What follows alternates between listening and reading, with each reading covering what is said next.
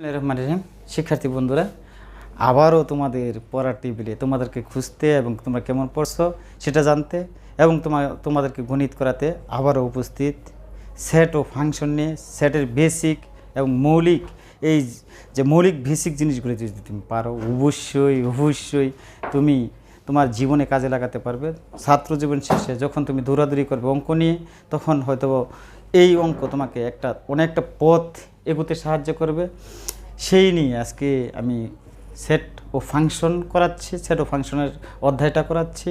মনোযোগ সহকারে দেখো এবং বেসিক কথাগুলো খাতায় লিখে রেখো এবং তোমরা সকলেই এই কাজটা করো এবং পারবে। দেখো সেট কি, সেট কাকে বলে, সেট কত প্রকার। হ্যাঁ, সেটের অসংখ্য প্রকার আছে, তারপরে আমি কীভাবে পড়াই সেটা দেখো। প্রথমে আমি লিখব সেট কাকে বলে।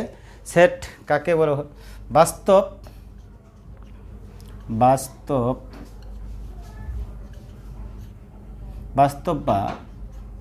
চিন্তা জগতের সংগ্রহকে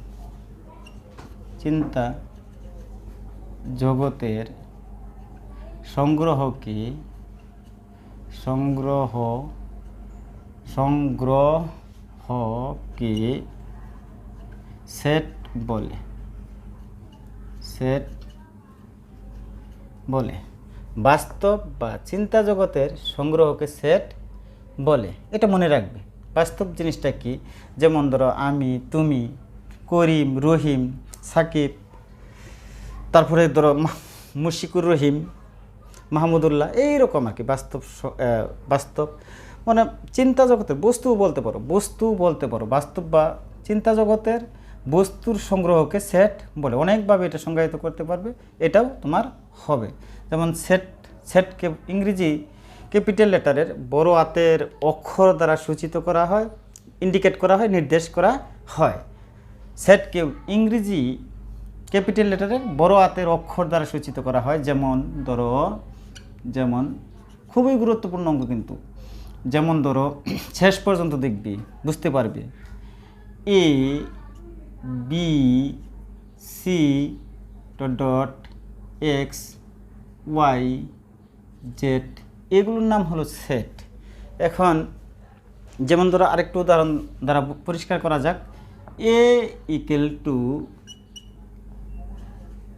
এ বি সি, এই এ হলো তোমার সেট। তোমার এই এটা হলো তোমার সেট, এটার নাম সেট। আর এইগুলোর নাম হলো উপাদান বা সদস্য। একেবারে ভেতরের এক একটা হলো সদস্য, আর সবগুলো হলো উপাদান। সবগুলো হলো এ সেটের উপাদান, এ বি সি। অর্থাৎ তোমাকে যদি একটা প্রশ্ন করা হয় যে নিচের কোনটি সঠিক নয়, এটি লিখি। নিচের কোনটি সঠিক নয়, তো আমি লিখতে পারি তুমি উপাদানটা আগে লিখবে। A belongs to A, 1 number. 2 number লিখলাম B belongs to B, A অর্থাৎ এ সেট। 3 নাম্বারে লিখলাম সি বিলংস টু এ, অর্থাৎ নিচের। তারপরে 4 নাম্বারে লিখলাম ডি বিলংস টু এ। নিচের কোনটি সঠিক নয়? দেখো এ সেটের ভিতরে এ আছে। দেখো এ সেটের ভিতরে এ আছে, তাহলে এখানে এ সেটের ভিতরে এ আছে। 2 নম্বরে এ সেটের ভিতরে বি আছে, অবশ্যই বি আছে। এ সেটের ভিতরে সি আছে উপাদান, অবশ্যই এ সেটের ভিতরে সি আছে। 4 নম্বরে এ সেটের ভিতরে ডি, অবশ্যই এ সেটের ভিতরে ডি নেই, সুতরাং এটার ভুল, এটাই কারেক্ট। মানে কোনটি সঠিক নয়, এটা সঠিক নয়, তবে কি করতে হবে? এটা তোমার সঠিক নয়, এটাকে তোমার ইন্ডিকেট করতে হবে, এটা সঠিক। এখন যদি বলা হয় নিচের কোনটি সঠিক, এই জায়গাতে প্রশ্ন করলাম উদ্দীপক থেকে। নিচের কোনটি সঠিক, নিচের কোনটি সঠিক, নিচের কোনটি সঠিক, নিচের কোনটি সঠিক। লিখলাম D belongs to A 1 number, 2 number লিখলাম P belongs to A, 3 number লিখলাম বি বিলংস টু এ, 4 নাম্বারে লিখলাম ই বিলংস টু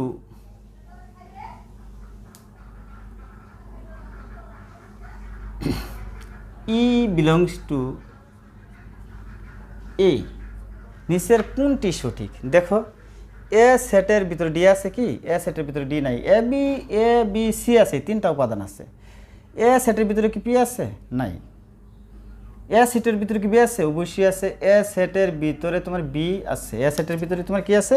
বি আছে, অবশ্যই আছে। এ সেটের ভিতরে তোমার এই বি আছে। প্লাস তোমার কারেক্ট কোনটা? এটাই কারেক্ট, অন্য জায়গায় যাওয়া লাগে না, এটা কারেক্ট। এখন এটাও দেখতে পারো যে ই বিলংস টু এ, এ সেটের ভিতরে কি আছে? অবশ্যই এ সেটের ভিতরে ই নাই, সুতরাং এটাই তোমার কারেক্ট। অবশ্যই তোমরা অবজেক্টগুলো আসলে, নৈবর্তিকগুলি আসলে, এমসিকিউগুলো আসলে তোমরা অবশ্যই পারবে। এবং কি এগুলো চাকরি পরীক্ষায় প্রচণ্ড পরিমাণে আসে। নবম দশম শ্রেণীতে এসএসসি পরীক্ষায়, পাবলিক পরীক্ষাগুলোতে খুবই আসে।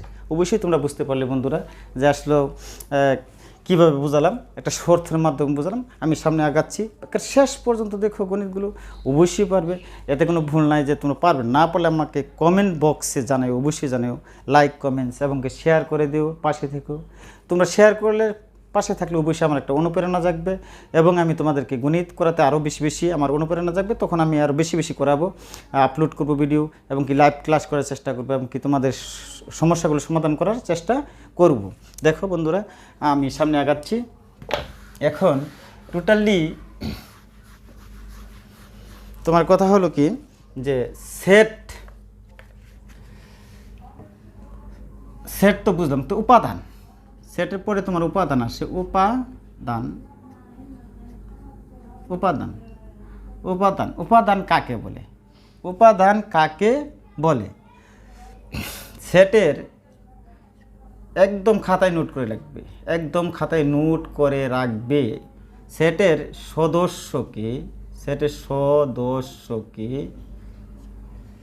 সদস্যকে উপাদান বলা হয়। উপাদান বলা হয়। যেমন ধরো B equal to A C. এখন তোমার কি যে এটা তো বি তো তোমার সেট, পূর্বেই বলা আছে সেট কোনগুলো? এ ইংরেজি বড় হাতের অক্ষর দ্বারা সেটকে সূচিত করা হয়। তো তোমার এ বি সি এগুলো সেট, এক্স ওয়াই জেড বড় হাতের অক্ষর সেট। এখানে বি অবশ্যই বড় হাতের অক্ষর লিখছে, এটা সেট, বি সেট। কিন্তু এ কিন্তু সেট না, সি কিন্তু সেট না, কিন্তু বি সেটের উপাদান। কি অবশ্যই বুঝতে পারছো যে বি সেটের উপাদান।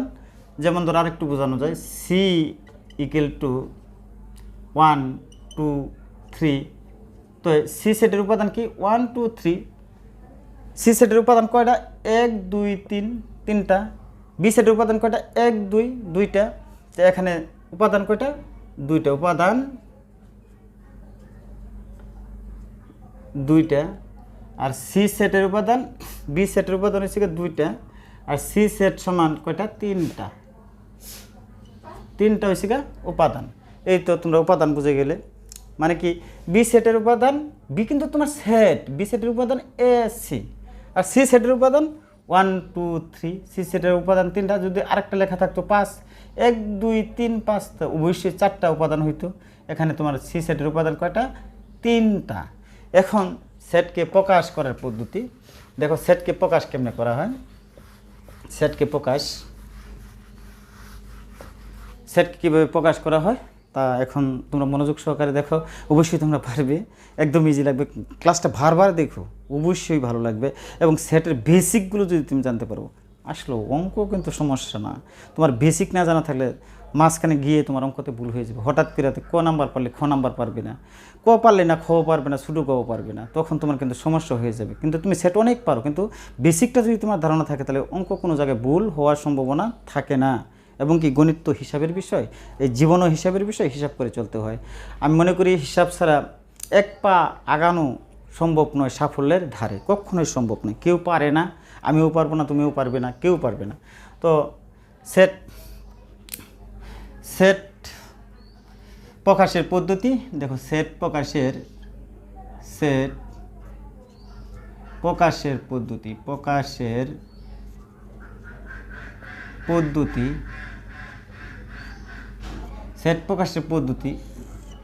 সেট প্রকাশের পদ্ধতি দুই ধরনের। একটা তালিকা পদ্ধতি, এক নাম্বার তালিকা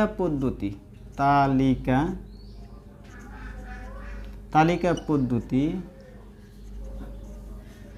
আমি একদম বেসিক থেকে শুরু করে একদম অ্যাডভান্স লেভেল পর্যন্ত পড়াচ্ছি, কারণ একেবারে বিস্তারিত পড়াচ্ছি, মানে টেকনিক আকারে এবং বিস্তারিত পড়াচ্ছি। দেখো, তালিকা পদ্ধতি, দুই নাম্বার হচ্ছে তোমার গঠন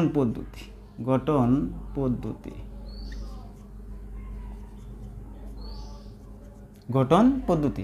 আমরা প্রথমে আলোচনা করব তালিকা পদ্ধতি কাকে বলে। তালিকা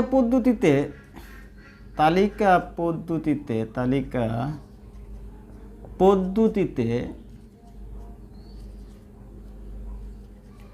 সেটকে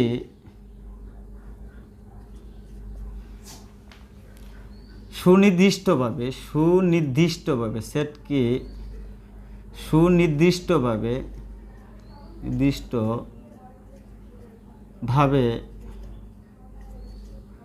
উল্লেখ্য বা প্রকাশ করা হয়। উল্লেখ্য বা প্রকাশ করা হয় এবং একের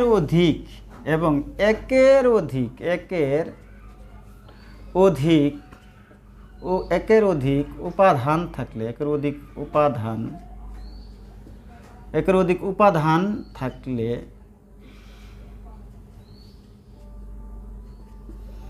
কমার ভিতরে কমা দিয়ে আবদ্ধ করা হয়। উপাদান থাকলে কমা ব্যবহার করে আবদ্ধ করা হয় বা ভেতরে লিখতে হয়। আবদ্ধ করা হয়। একের অধিক না থাকলে কমা ব্যবহার করার প্রয়োজন নাই। যেমন উদাহরণের মাধ্যমে লিখতেছি, তোমরা এই সংজ্ঞাটা লিখে রাখবে অবশ্যই। তবুও আমি উদাহরণের মাধ্যমে তোমাদেরকে আমি বুঝিয়ে দেওয়ার চেষ্টা করতেছি। দেখো কেমন আমি বোঝাচ্ছি, একেবারে সহজ লাগবে। তো লিখলাম B =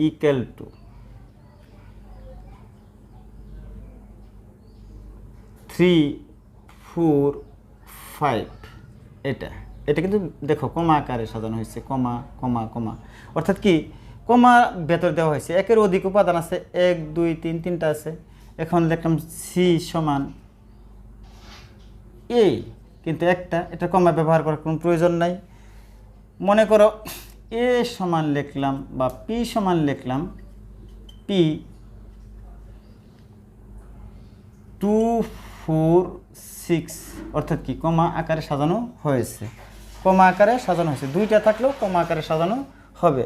অর্থাৎ তোমাকে বুঝতে হবে প্রথমেই যে একের অধিক উপাদান থাকলে কমা ব্যবহার করে আবদ্ধ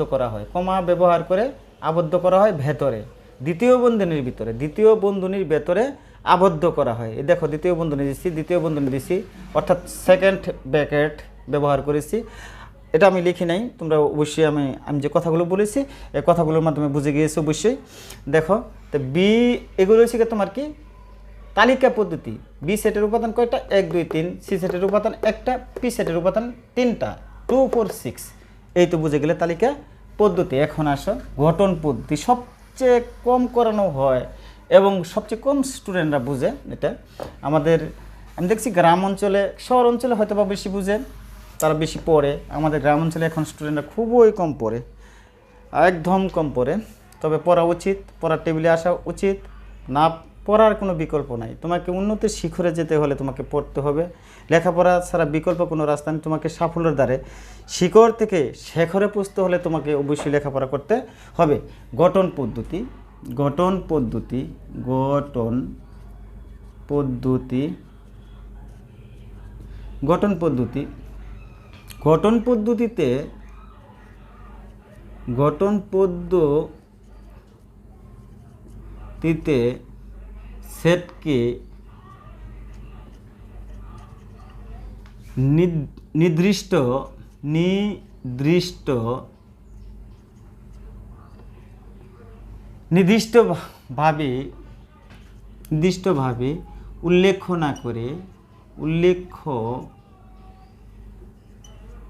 না করে একটা শর্ত জুড়ে দেওয়া হয়। শর্ত না করে শর্ত আরোপ করা হয় বা জুড়ে দেওয়া হয়। আরোপ করা হয়, আরোপ করা হয় বা জুড়ে দেওয়া হয়, জুড়ে দেওয়া হয়। আমি একদম বিস্তারিত পড়াচ্ছি। জুড়ে দেওয়া হয় এবং এটা সেটের পার্ট 1, পার্ট 2, পার্ট 3 এবং পার্ট 4-এ আমি শেষ করে দেব। অবশ্যই তোমরা এই পার্ট 4 পর্যন্ত অঙ্কগুলো দেখলে তোমরা অবশ্যই পারবে। যেমন ধরো শর্তটা কেমন, এক্স বিলংস টু এই তুমি স্বাভাবিক সংখ্যা দিলে বা এন, স্বাভাবিক সংখ্যাকে এন দ্বারা সূচিত করা হয়, এটা একটা শর্ত। আর একটু আমি পরিষ্কার করে বুঝাই। যেমন ধরো এক্স বিলংস টু এন বা স্বাভাবিক সংখ্যা সাজ দ্যাট অর্থ যেরূপ, যেন এক্স এর মৌলিক সংখ্যা, এক্স এর মৌলিক সংখ্যা এবং ধরো এক্স এর মৌলিক সংখ্যা এক্স এর মৌলিক সংখ্যা 2x13। এটার অর্থ কি দাঁড়ালো? সেকেন্ড ব্র্যাকেট দিতে হবে তোমাকে। অর্থ কি দাঁড়ালো? 2 থেকে বড় মৌলিক সংখ্যা কত? 2 থেকে বড় অবশ্যই 5। 13 থেকে ছোট্ট, পেটের ভেতরে থাকলে ছোট ধরবা, আর বাহিরে থাকলে, পেটের বাহিরে থাকলে তুমি বড় ধরবা। 2 থেকে বড়, 13 থেকে ছোট মৌলিক সংখ্যাগুলো তালিকা পদ্ধতিতে হয়ে যেতেছে। এটা কিন্তু তোমার গঠন পদ্ধতি। আমি একটু পরে আরও বিস্তারিত আলোচনা করব। তো 5 পরে কত? 7। 13 থেকে ছোট পর্যন্ত নিতে হবে। 5 7 9 কিন্তু বিজোড় সংখ্যা হবে না। 11 মানে 11 পরে কত? 13, কিন্তু 13 থেকে ছোট্ট। অর্থাৎ কি তোমার এইটা হলো গা তোমার একটা শর্ত। এটার ভেতর থেকে তোমার একটা শর্ত জুড়ে দেওয়া হয়েছে।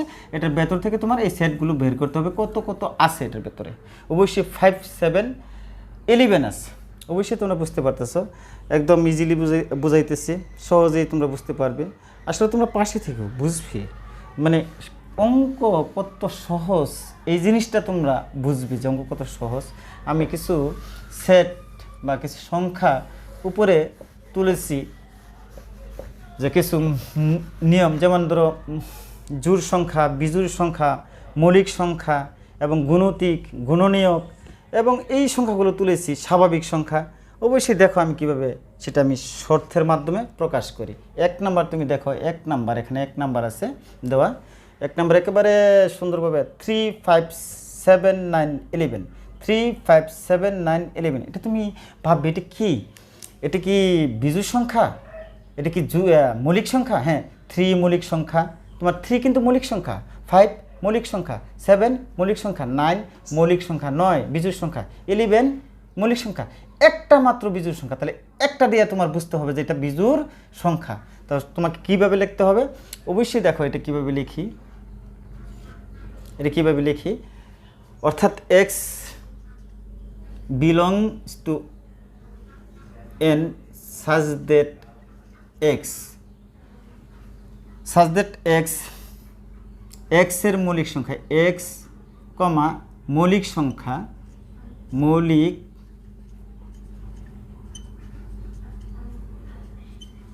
সংখ্যা এবং তুমি এটা লিখবে, কেন লিখবে, ওই যে মৌলিক সংখ্যা যে তুমি ধরতে পারছো এটা লিখবে, এই জন্য এটা লিখবে। আর এটা তোমার শর্ত, গঠনের শর্ত এটাই, গঠনের শর্ত তোমার এটাই, অর্থাৎ গঠনের শর্ত তোমার এটা তোমার। তো মৌলিক সংখ্যা এবং কি 3, অর্থাৎ কি অনেকভাবে সাজানো যাবে। মৌলিক, এটা কি বিজোড় সংখ্যা, মৌলিক নয়, ভুল বলেছি, মৌলিক নয় বিজোড় সংখ্যা, কারণ 9 আছে, বিজোড় সংখ্যা, বিজোড়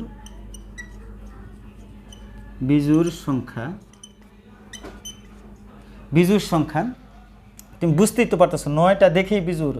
আর সবগুলি কিন্তু মৌলিক, 3কে ভাগ করা যায় না, 3 গুণনীয়ক 1 আছে মাত্র, 5-এর গুণনীয়ক 1 আছে, 5কে বিভাজ্য করলে 5 দ্বারাই ভাগ করতে হবে, 5কে 5 1, 3কে 3 1 আছে, 7কে 7 1 আছে, 11কে 11 1 আছে, 9-এর ভাঙালে কত আছে বৈশি দেখো, 3 3 9 কি ঠিক আছে, 3 3 আছে, অর্থাৎ 9কে যদি তুমি করো 1 গুণ 9, 3 গুণ 3, তো তোমার কি আছে, অনেক আছে, 1 3 3, দুইটার সংখ্যা একরকম থাকলে দুইটা থেকে একটা নিতে হয়, 1 2 9 9 1 3 9, অর্থাৎ তুমি বুঝতেই পারতেছো যে এটা বিজোড় সংখ্যা, বিজোড় সংখ্যাকে ভাগ করা যাইতেছে।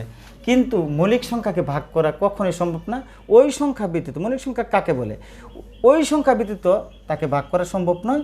ওই সংখ্যা দ্বারা বিভাজ্য সংখ্যাকে মৌলিক সংখ্যা বলে, যে সংখ্যা থাকবে ওই সংখ্যা দ্বারা বিভাজ্য সংখ্যাকে মৌলিক সংখ্যা বলে। কিন্তু এখানে তো 9 যেহেতু আছে, 9টাকে আমরা ইন্ডিকেট করছি, সেহেতু এটা বিজোড় সংখ্যা, আর সবগুলো মৌলিক সংখ্যা, এই জন্য আমরা কিন্তু এভাবে সাজাইতেছি। তো 3 তুমি লিখতে পারো 3, 2 তো তোমার লেখা যাবে না, 1 কিন্তু বিজোড় সংখ্যা, 1 সহ মৌলিক থাকলেও কিন্তু বিজোড়। 1 থেকে বড়, 1 থেকে বড় কত, 3, 1 থেকে বড়, 1 থেকে বড় 11 সমান অথবা 13 লিখতে পারো এখানে, অর্থাৎ 13 লিখতে পারো। 13 থেকে ছোট্ট, 11 থেকে 1 থেকে বড় বিজোড় সংখ্যা 3, 1 থেকে বড় 3, তারপরে 5 7 9, 13 থেকে ছোট 11, অবশ্যই তুমি হয়ে গেছে এটা, কারণ তোমার শর্ত তুমি আরোপ হয়ে গেছে, অবশ্যই তোমরা বুঝতে পারছো এটা বিজোড় সংখ্যা। তারপরে দেখো একটা আছে কি, আরেকটা অঙ্ক 2 নাম্বার আছে, 2 নাম্বার, এটা হচ্ছে 1 নাম্বার। তুমি এখানে যদি অঙ্কটা বইয়ের মধ্যে এভাবে থাকতে পারে, এটা তালিকা পদ্ধতিতে প্রকাশ করো। এই 2 নাম্বার দেখো এটা কি, 1 2 3 4 6 9 কি 12 18 36।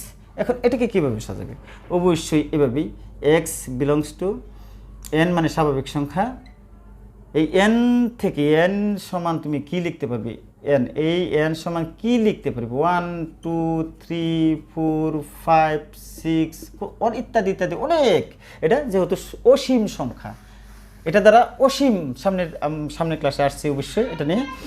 তো এটা কি মানে 2 নাম্বার করতেছি। তো এক্স এর গুণনীয়ক, এক্স এর গুণনীয়ক এক্স এর গুণনীয়ক 36, অর্থাৎ 36। তুমি এটা সাজিয়ে নিলে শর্ত লাগবে না, অর্থাৎ শর্ত দিলে দিতে পারবে, এভাবে শর্ত দিতে পারবে যে এক্স 38,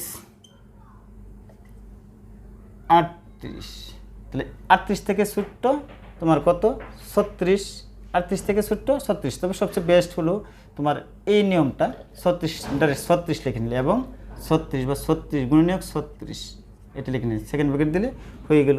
এখানে তুমি বি সেট লিখলে কোনো সমস্যা নেই, এটা কিন্তু সেট, বি কিন্তু সেট। ইংরেজি বড় হাতের অক্ষর দ্বারা সেটকে সূচিত করা হয়, মনে রাখবে।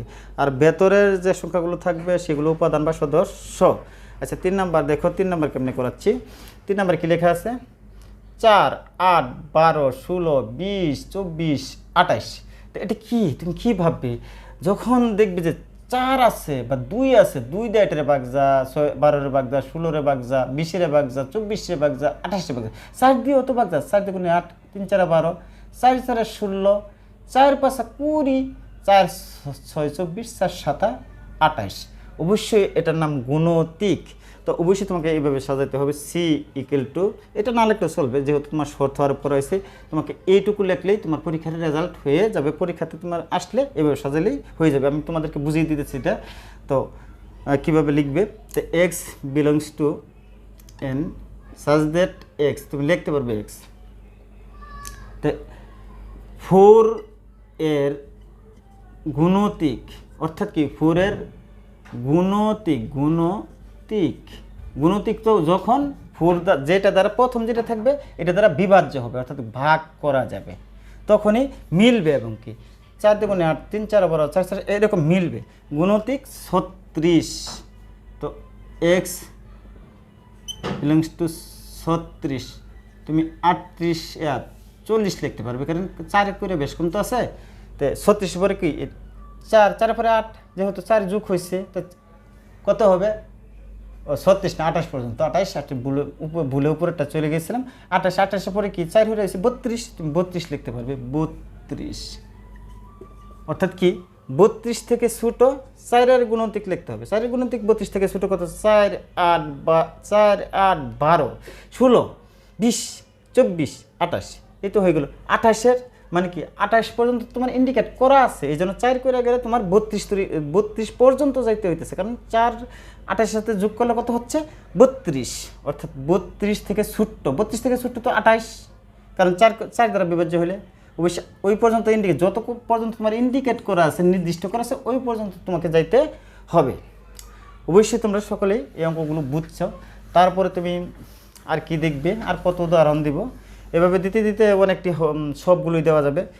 2 3 5 7 11 13 17, 2টা তোমার মৌলিক সংখ্যা, 7, 11 মৌলিক, 13 মৌলিক, 17 মৌলিক। এটা কীভাবে লিখবে একই, অর্থাৎ x belongs to N such that x মৌলিক সংখ্যা, অবশ্যই তোমরা বুঝতেছো, অবশ্যই বুঝতেছো। না বুঝলে আমাকে কমেন্ট বক্সে জানাবে। আর যারা জানাবে না তাদের জন্য আর কিচ্ছু করে নাই। তোমরা না জানালে নীরবে নিবৃত্তি থাকলে যদি কিপটামি করো, অবশ্যই তোমরা পারবে না। সাফল্য অর্জন করা সম্ভব নয়। তোমার জায়গা পর্যন্ত তুমি কাউকে কিছু দিতে পারবে না। দিতে গেলে তোমাকে অবশ্যই আরেকজনকে হেল্প করতে হবে, সাহায্য করতে হবে, কাছে ডাকতে হবে, এবং কি বিনয়ের সুরে কথা বলতে হবে, দরদের সুরে কথা বলতে হবে, তবেই তুমি সাফল্য অর্জন করবে। এটা কিন্তু স্বাভাবিক। বিশ্বের যত মনীষী আছে পৃথিবীতে দেখো, তারা মানুষের কিন্তু উপকার করে গেছেন। আমি তাই না, কিন্তু আমি তা না, কিন্তু আমি তারপরে তোমাদেরকে গণিতগুলো করাচ্ছি। দেখো x belongs to N x, x এর মৌলিক সংখ্যা কত? মৌলিক, এটা কিন্তু মৌলিক, একটাও বিজোড় সংখ্যা নাই। 17কে ভাগ করলে 17 দিয়ে, 1 আছে গুণনীয়ক, 13কে 13 দিয়ে, 11কে 11, যে সংখ্যা আছে ওই সংখ্যা দিয়ে ভাগ করলে তার নামই, আর অন্য কোনো সংখ্যা দ্বারা ভাগ যাবে না, ওটার নামই কিন্তু মৌলিক সংখ্যা। তো তোমাকে কিভাবে সাজাতে হবে? অবশ্যই মৌলিক সংখ্যা এবং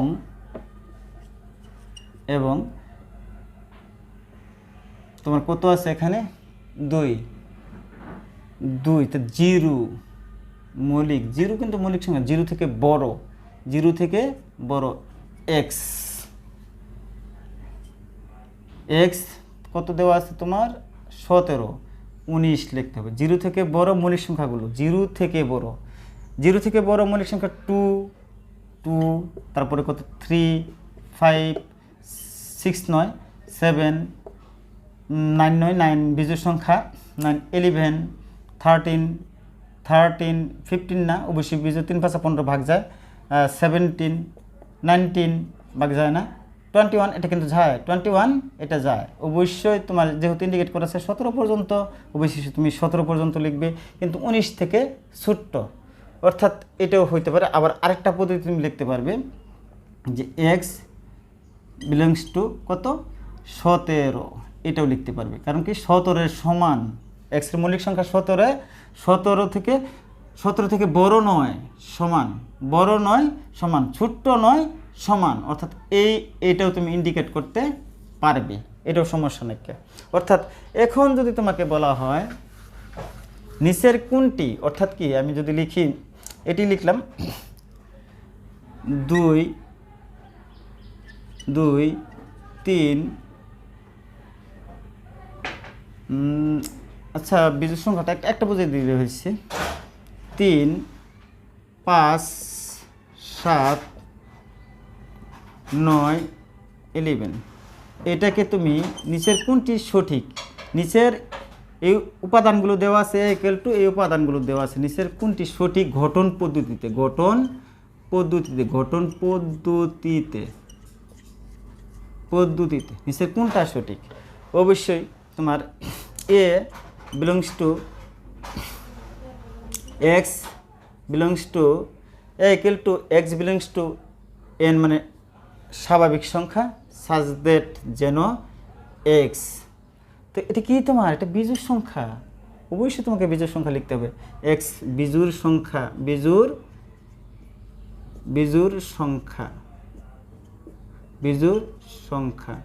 বিজোড় সংখ্যা 3 থেকে কি 3 সমান নিতে হবে, এটা লিখতে পারবেন।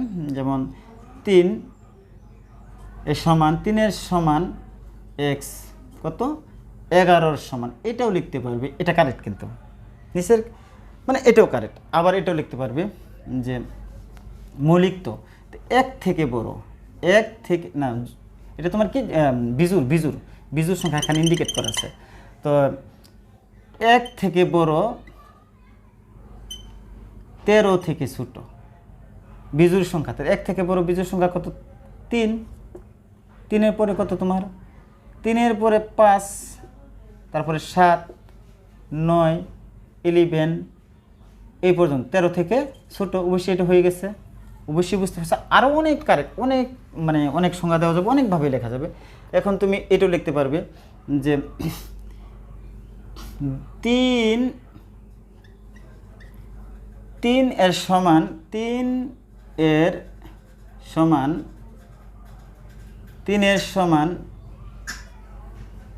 11, ওখানে 11 না, এখানে 13,